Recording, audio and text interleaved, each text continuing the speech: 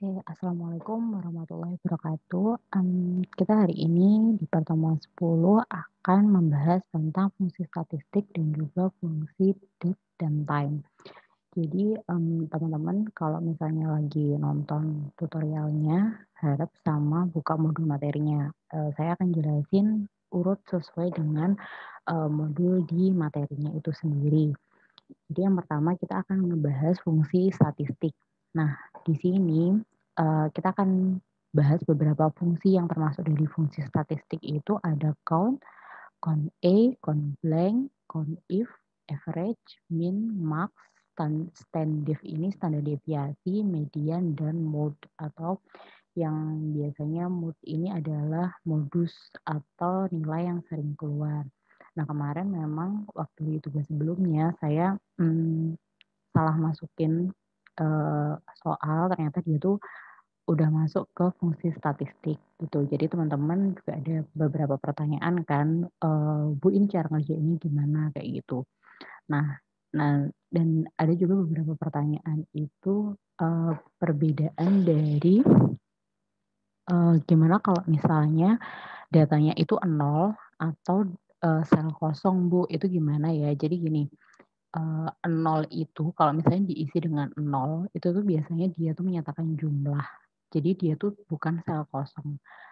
Dia termasuk yang bisa tetap untuk dihitung. Jadi dia nggak kosong. Kalau sel kosong biasanya akan seperti ini, nggak ada isinya, seperti itu. Jadi, di mana sebuah sel itu akan dibilang kosong kalau emang dia tuh benar-benar nggak bisa diapa-apain, artinya dia nggak ada isiannya. Kalau nol seperti ini, dia itu masih bisa, dimasukkan ke formula, jadi artinya dia masih tetap memiliki nilai, kayak gitu. Nah, di sini akan saya jelaskan beberapa fungsi yang dari statistik yang ada di Excel yang nantinya bisa dipakai untuk mengolah data di Excel. Nah, saya punya data seperti ini penjualan dari nama-nama buah. Nah, di sini, saya udah contohkan, yang namanya kayak sel kosong tuh kayak gini. Nah, terus ada yang isinya nol, ada yang saya tulis kosong. Nanti kita akan tahu perbedaannya saat kita pakai rumus yang di sini. Nah, yang pertama ada fungsi count. Nah, count ini sebenarnya berfungsi untuk menghitung. Dia tuh khusus, menghitung data yang isiannya itu angka. Kita akan lihat ya, hasilnya si count ini sendiri tuh berapa gitu. Nanti teman-teman akan tahu perbedaannya. Nah, value-nya kita pilih. Nah, itu yang ini. Nah, 11 ternyata. Kenapa ya kok 11 Bu? Padahal di sini tuh ada 14. Ternyata si count ini hanya menghitung yang benar-benar ada angkanya. Nah, di count ini dia akan menghitung yang hanya memiliki nilai angka. Jadi yang di sini yang punyanya pisang, yang punyanya manggis, sama yang punya rambutan ini otomatis dia tidak akan dihitung oleh si count ini. Nah, kita coba sekarang yang di count A. Count A ini fungsinya apa ya? Count A.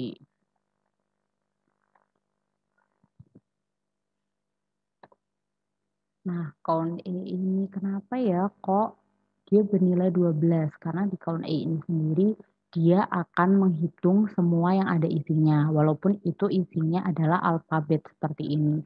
Jadi dia akan tetap menghitung dia sebagai isian. Yang tidak terhitung adalah yang benar-benar dinamakan sel kosong. Nah, untuk count black sendiri,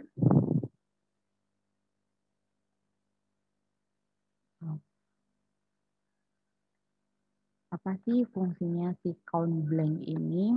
Nah, count blank ini adalah fungsi di mana kita bisa tahu ada berapa banyak sel yang kosong, yang tidak memiliki isian apapun. Kalau nol itu juga nggak ada sama sekali di dia, itu kita bisa menggunakan count blank. Nah, terus kalau misalnya count if itu sendiri seperti yang kemarin teman-teman udah saya jelaskan, count if itu adalah di mana kita bisa memasukkan kriteria. Nah, di sini dari jumlah penjualan ini saya akan memasukkan kriteria penjualan yang lebih dari 30. Itu ada berapa penjualan? Nah, di sini saya akan tahu ternyata dari 14 penjualan itu ada 7 penjualan yang nominalnya tuh lebih dari 30. Nah, selanjutnya ada average. Average ini adalah digunakan untuk kita mengetahui rata-rata dari penjualan yang sudah dilakukan. Nah, average ini akan menghitung langsung nilainya berapa sih rata-rata penjualan dari semua buah yang ada di tabel itu. Nah, ternyata ada 36 buah di setiap penjualannya. Seperti itu. Nah, fungsi max. Max ini biasanya kita sebutnya sih kan maksimum gitu ya. Nah, itu adalah untuk mengetahui berapa sih nilai terbesar dari tabel yang kita punya. Ternyata nilai terbesarnya ada pada penjualan salah, yaitu angka 87. Nah, untuk min itu untuk minimum, sama untuk mengetahui penjualan terkecil yang ada pada tabel tersebut. Ternyata penjualannya 0 nilai terkecilnya, bukan kosong, bukan yang tidak ada nilainya atau tulisan kosong seperti ini. Jadi mereka rata-rata adalah menghitungnya angka seperti si count tadi. Nah, standef standef itu ada standar deviasi. Standar deviasi ini biasanya digunakan untuk kita tahu sebaran nilai dari sebuah tabel itu sebanyak apa. Nah, biasanya kalau kita lagi ambil statistik akan menggunakan salah satunya adalah standar deviasi ini. Nah, ini saya contohkan penggunaan formulanya aja karena untuk soalnya nanti akan panjang kalau saya harus menjelaskan. Nah, untuk standar deviasi kita tahu, nah standar deviasinya sebarannya si nilai ini itu sekitar di angka 26. Itu adalah yang mendekati yang apa ya istilahnya terbanyaknya seperti itu. Nah, untuk median atau nilai tengah dari data yang ada kita tahu adalah 33. Lalu mode atau modus di mana kita akan mengetahui data yang paling banyak keluar. Jadi penjualan di berapa sih yang sekiranya itu berulang atau sama. Nah, ternyata di angka 23 benar, angka 23 itu kan keluar di penjualannya pir sama anggur. Gitu. Jadi ada dua, yang lainnya tuh cuma satu kayak gitu. Nah, oke selanjutnya kita akan beralih ke fungsi date and time. Nah, untuk fungsi date itu kita bisa lakukan apabila kita butuh nulis tanggal. Contohnya seperti ini. Nah, dia akan selalu langsung ada formulanya. Kita langsung dibimbing untuk memasukkan angka apa yang harus kita masukkan. Nah, contohnya seperti ini. Nah, nanti dia akan, maaf, saya salah nulis. Nah, ini 8. Oke, dia akan keluar seperti ini lengkap. Oh, kalau ini sebenarnya tadi karena saya setting aja dia ada harinya. Nah, untuk D, kita tuh pengen, D itu fungsinya untuk apa? Kita pengen tahu D-nya itu yang di sebelah mana sih sebenarnya dari si tanggal ini. Jadi kita bisa menggunakannya tuh seperti ini. Nah, isian dari kurungnya itu kita klik di date-nya ini sendiri. Lalu kita tutup kurung, nah otomatis dia akan menunjukkan D-nya itu adalah di angka 8 ini yang menunjukkan angka yang mewakili day. Untuk month sendiri, nah ini kita klik yang ini, dia menunjukkan 12 yang berarti itu Desember. Dan untuk years-nya juga sama. Years-nya pakai ini, dia akan menunjukkan 2020. Nah, untuk fungsi today itu biasanya kalau kita malas ngisi tanggal deh, itu tanggal berapa sih hari ini, ya udah langsung jadi aja. Bentar, kayaknya saya kurang kasih kurung. Oke, dia akan secara otomatis mengisikan atau menghasilkan tanggal hari ini. Apa bedanya today sama now? Nah, kita akan lihat dengan cara mencobanya. Nah, kalau misalnya now itu benar-benar keluar jam-jamnya juga. Kalau today biasanya cuman, apa namanya, kayak hari, bulan, sama tanggalnya aja. Nah, untuk D360 ini biasanya adalah fungsi di mana digunakan untuk menghitung hari. Nah, di sini kita, dia tuh biasanya bisa sih langsung pakai days 360, tapi saya akan tunjukkan cara menggunakannya dia. Nah, cara menggunakannya itu yang pertama kita harus ada tanggal, di sini saya punya 2 tanggal. Yang pertama adalah tanggal hari ini, yang kedua adalah tanggal 7 November 2020. Saya pengen tahu dari 7 November ke 8 Desember itu, berapa hari sih dia itu. Caranya adalah ini. Nah, kita pilih yang di sini adalah date and time, lalu kita pilih yang days 360. Nah, start date-nya kita masukin yang ini, end date-nya kita masukin yang hari ini. Metodenya itu adalah true. Metode ini adalah logika. Jadi kalau misalnya ini kan akan keluar 31 hari, ternyata apabila dia benar. Tapi kita coba juga sih kalau dia false itu apa. Oh, false-nya ternyata sama-sama berisi 31. Mungkin akan ada kriteria-kriteria tertentu yang akan mempengaruhi mereka ya. Ini saya akan kasih true aja. Nah, di sini kita akan tahu ininya 31 hari dari 7 November ke 8 Desember itu. Nah, untuk time itu sebenarnya sama sih kayak si date tadi. Jadi ini tuh kita untuk menunjukkan jam, menit, dan juga detik. Nah, misalnya saya pakai 7 jam, oh salah, jam 7:45 menit 30 detik. Nah, dia akan, ini sih karena settingan di Excel saya aja jam 7-nya kayak gini. Tadi tuh sebenarnya itu bisa dia akan keluar settingannya itu seperti ini. Nah, kita bisa setting di sini time-nya itu akan seperti apa. Seperti itu. Kita bisa pakai yang kayak gini atau kita bisa pakai yang IM/PM kayak gitu. Itu terserah teman-teman mau pakai yang seperti apa. Nah, dia akan bisa seperti ini. Nah, untuk hours itu mana sih yang menunjukkan jam? Nah, kita klik aja dari sini sama yang kayak kita lakuin di date tadi. Oh, bentar. Ini salah.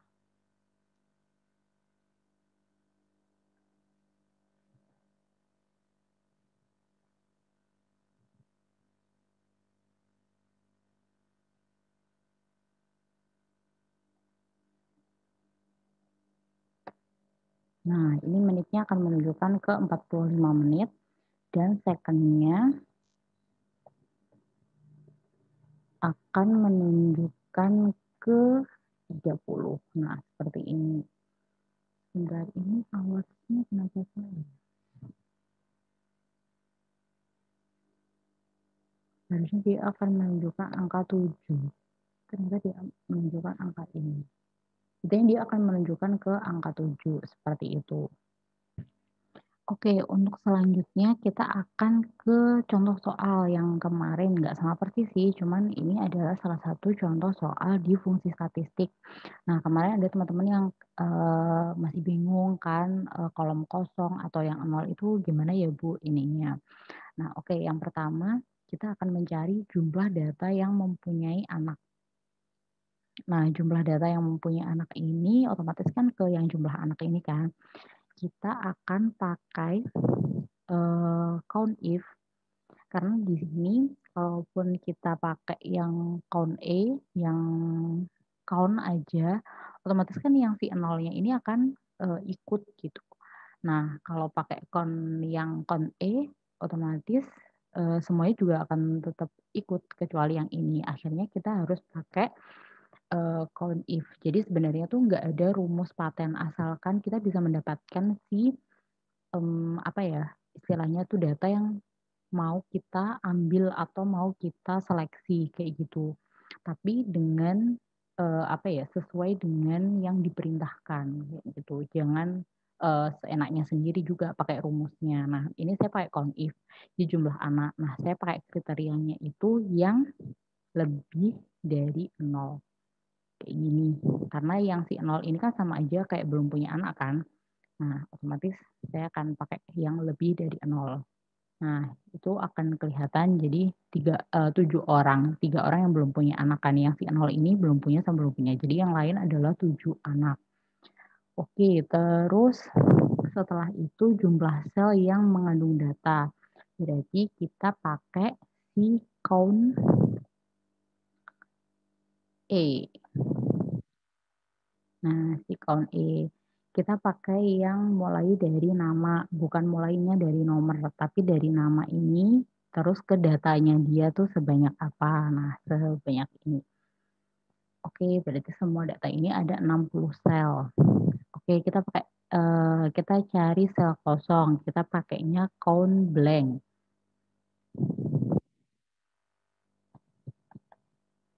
Nah, kita pakai count blank, apakah ada yang kosong dari semua data ini? Ternyata yang kosong nggak ada, atau 0. Nah, jumlah data dengan kriteria K, kita pakainya count if. Kalau saya sih milih pakai count if gitu ya. Nah, di sini kita blok dulu, terus titik koma, terus pakai kriterianya K, kita kurung tutup. Berarti ada 7 orang yang sudah menikah kayak gitu.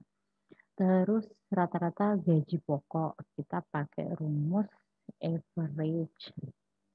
Oke, average dari yang mana? Dari yang di sini, dari yang gaji pokok. Ternyata rata-ratanya adalah 370. Terus gaji tertinggi kita pakai rumus max. Oke, lalu kita blok dulu. Ini max-nya, min-nya kita pakai rumus min, kita blok. Oke, jadi ini adalah jawabannya dari si pertanyaan ini.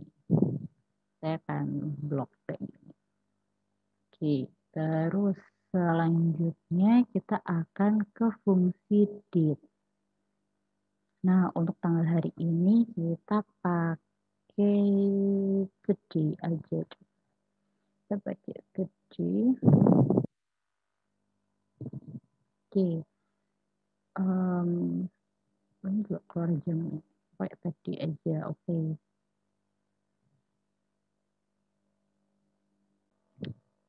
Nah, untuk nyari tanggal lahir, kita langsung pakai rumus sama dengan D. Oke, kita pakai D dari yang ini, terus langsung di enter. Oke, berarti yang menunjukkan tanggal lahirnya adalah yang di sini ya. Langsung kita tarik ke bawah. Oke, langsung yang ini pakai month.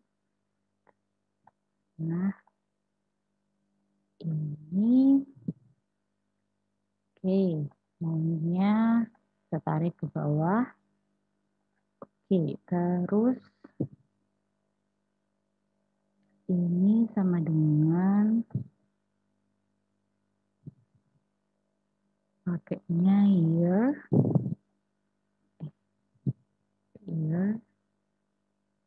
Nah, oke, tahunnya masuk sudah. Oke, nah di sini kita akan pakai. Nah, untuk usia ini tadi kan yang bisa dihitung pakai hari itu pakai dis 360. Nah, kalau usia kita tuh bisa pakai namanya year fact. Nah, di sini kita akan masukkan start date-nya itu di tanggal lahirnya, terus end date-nya itu di tanggal hari ini. Jadi ini nggak perlu diisi, nggak apa-apa sih. Jadi beliau akan berusia sekitar 58. Ini karena dia number, jadi biasanya kayak dibulatin ke 59 gitu. Nah, sama yang di sini juga pakainya sama dengan year ini, terus start date-nya. Ini lebih gampang. Start date-nya ini, end date-nya ini. Oke. Bentar, ada yang salah masukin. Nah, ini 49 tahun ini dalam tahun ya usianya. Terus yang selanjutnya targetnya adalah ini, endingnya adalah 72 tahun di sini.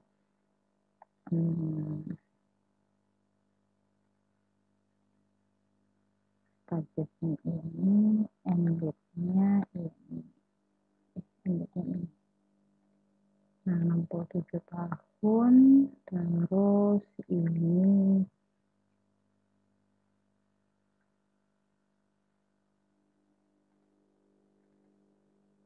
targetnya ini, terus endingnya ini. Di sini tadi kepanjang. Nah, masa kerja juga sama sih, ini sama dengan pakai bisa pakai dis, atau kalau mau dis dihitung per hari atau per tahun. Jadi kalau masa kerja kita pakai year aja. Year baik ini. Nah, kita masukin startnya adalah ini dan endingnya tuh ini. Nah, dia berarti udah bekerja selama 26 tahun. Kalau yang ini targetnya ini, endingnya ini. Nah, beliau sudah bekerja 22 tahun. Kenapa nggak bisa ditarik aja Bu ke bawah? Karena ini ada 5, sementara ini cuma 1. Dia akan nerusin ke sini. Bu. Jadi kenapa saya nggak pakai langsung tarik aja gitu. Targetnya ini, endingnya.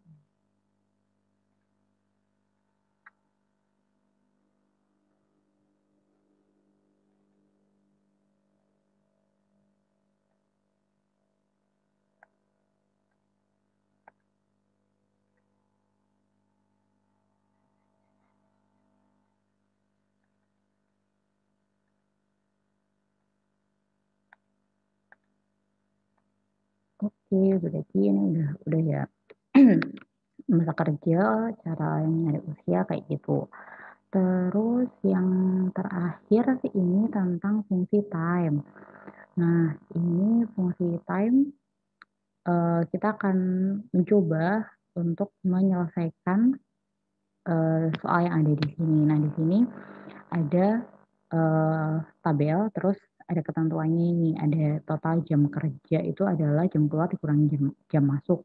Lembur adalah total jam kerja dikurangi jam kerja normal. Di sini ada jam kerja normal dan tunjangan lembur per jam. Yang ketiga ada upah lembur dan lembur dikalikan dengan tunjangan lembur. Terus total upah adalah upah ditambah lembur. Oke, kita setting dulu. Yang paling gampang adalah total upah itu adalah sama dengan upah ditambah dengan lembur nantinya. Oke. Nah, ini sebelum ditambah dia akan sama semua nantinya. Ini. Terus sekarang kita setting upah lembur. Upah lembur adalah sama dengan lembur dikalikan dengan upah. Dikalikan dengan 15.000. Nah,